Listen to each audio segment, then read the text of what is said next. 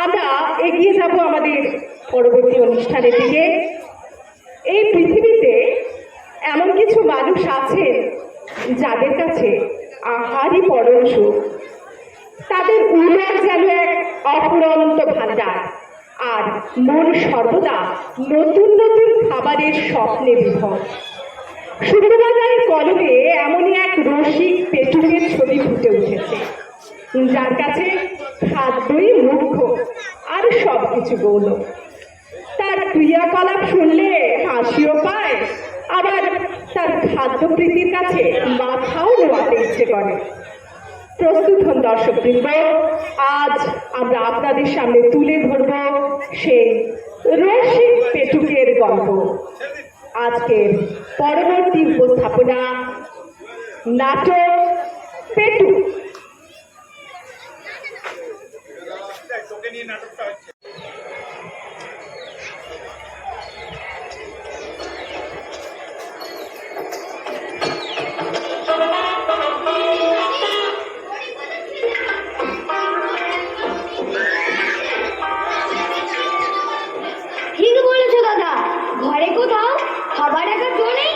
গন্ধ পেলেই সাবার করে দিচ্ছে।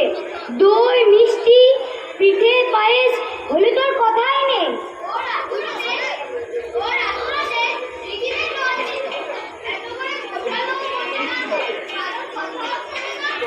এই তো সেদিন তোমার বৌমার বিস্কুট ভাই কিঙ্কর আসবে বলে আমি দই আর রসগোল্লা এনে রেখেছিলাম। কিঙ্কর আসার পর তোমার বৌমা তাকে দই মিষ্টি দিতে গিয়ে দেখে সব ফাঁকা। তাই তো বলছি দাদা, মাটির ভাঁড়ের পাশে কালো কালো পিঁপড়ে ঘুরে বেড়াচ্ছে। সবদিনই শব্দ শিকার করলো। এদিকে তো আত্মীয় স্বজনের কাছে মান সম্মান বলে কিচ্ছু রইল না।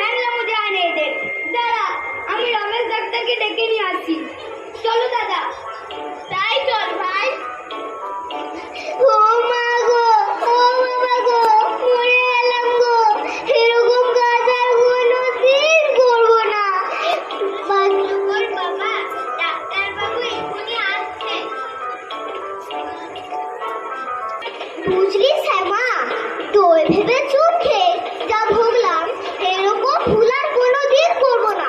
গত 7 দিন ধরে যা কষ্ট পেলাম, আমার কাছে খাওয়াতে ছিল মহা হাঙ্গামা। 7 দিন ভালো করে খেতে পারিনি, ভোগ গিলতে পারিনি। তো দেখছি দাদা, এই 7 দিনে তোমার শরীরে কি অবস্থা হয়েছে, না খেয়ে খেয়ে একবারে শুকিয়ে গেছো। তবে পরিস্থিতিটা এখন অনেকটা স্বাভাবিক। এখন তাও একটু খেতে পারছি। তবে শোনো দাদা, একটা সুখবর আছে। ক্ষীরের লাড্ডু ভাড়ার ঘরে রাখা ছিল, আমি কটা তোমার জন্য এখানে লুকিয়ে রেখেছি। ক্ষীরের লাড্ডু কোথায় রে ভাই?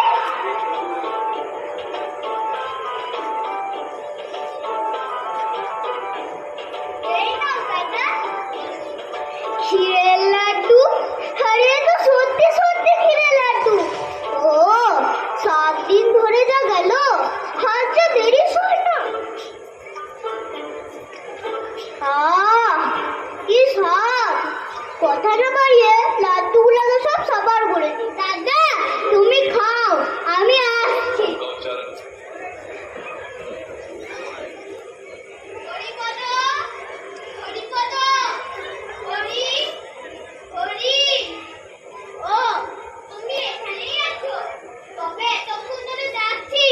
সারা দিচ্ছিলি না কেন? এই যে জল খাচ্ছিলাম।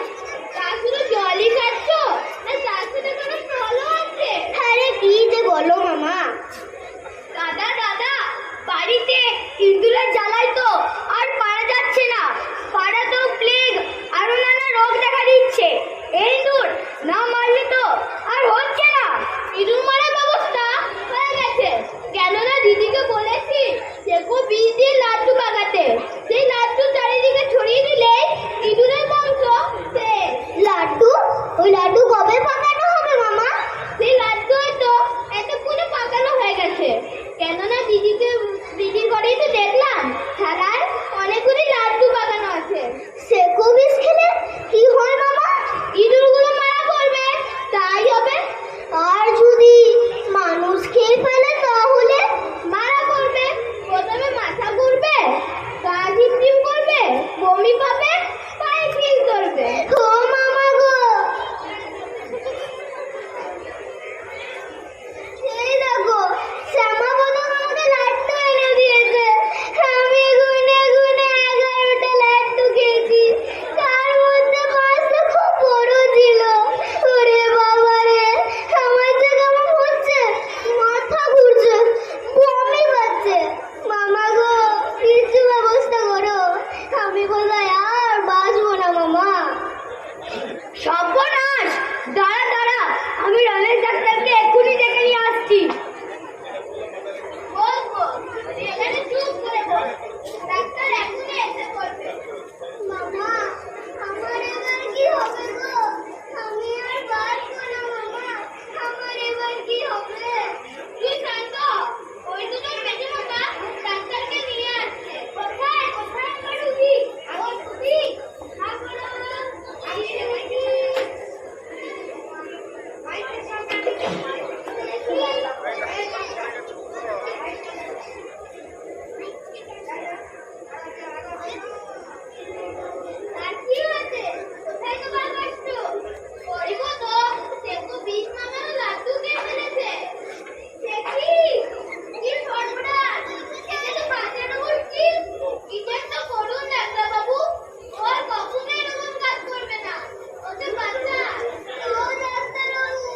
এরকম